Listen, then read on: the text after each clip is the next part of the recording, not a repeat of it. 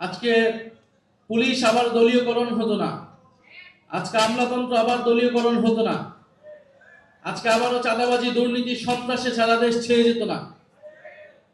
আমরা দেখছি মানুষের চুলায় এখন গ্যাস নাই, গ্রামে গ্রামে বিদ্যুৎ নাই, ঘরে ঘরে কোনো চাকরি নাই।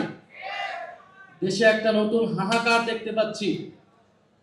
জুলাই সনদ বাস্তবায়িত হয় নাই, শহীদ পরিবাররা তাদের বিচার পায় নাই, আহত যোদ্ধারা পুনর্বাসিত হয় নাই, অর্থাৎ দেশের কোনো পরিবর্তনই হয় নাই।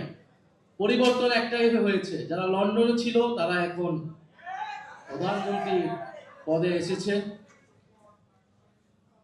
ক্ষমতায় আসীন হয়েছে, এবং অন্তর্বর্তী সরকার সময় যতটুকু কাজ যাতে না হয় সেটার জন্য তারা সেই সময় সর্বাত্মকভাবে কাজ করেছে।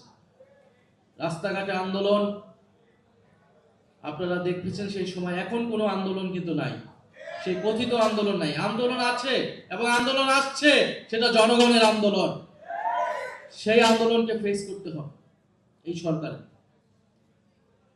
আজকে দেখেন 2 বছর পরে আমাদের একজন ভাইয়ের চোখ চলে গেল। শেখ হাসিনার এই জুলাই গণ অভ্যুত্থানে প্রায় 500-এরও বেশি আমাদের ভাই বোনেরা চোখ হারিয়েছে। শেখ হাসিনার এই পথ ধরে তারেক রহমান একজন কিশোরের চোখ কেড়ে নিলেন। আমরা গুনতেছি যে তিনি কতটুক যেতে পারেন এবং কোথায় গিয়ে থামবেন, সেটা তাকেই ঠিক করতে হবে। আজকে 2 বছর পরে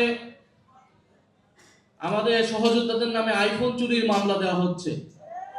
এটা হচ্ছে গণ অভ্যুত্থানের অর্জন, এটাই হচ্ছে তারেক রহমানের জুলাই গণ অভ্যুত্থান। 2 বছর পরে যারা হামলাকারী তারা জামিনে পাচ্ছে এবং যারা ভিকটিম তাদের বিরুদ্ধে মামলা দেওয়া হচ্ছে।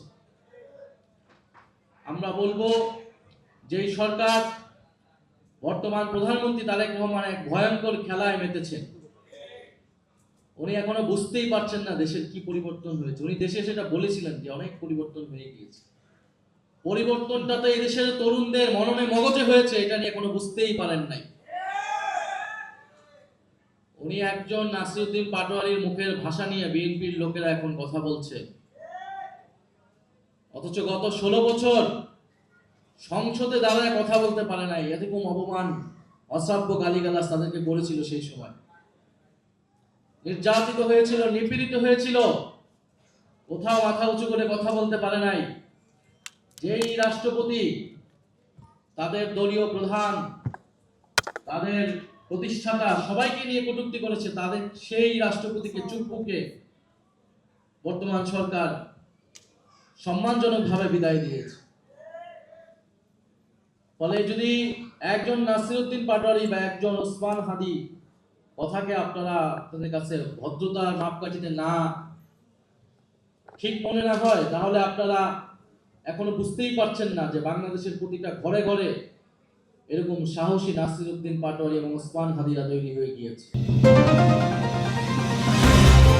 চ্যানেল বি+, নতুন সূর্যোদয়, নতুন বাংলাদেশ।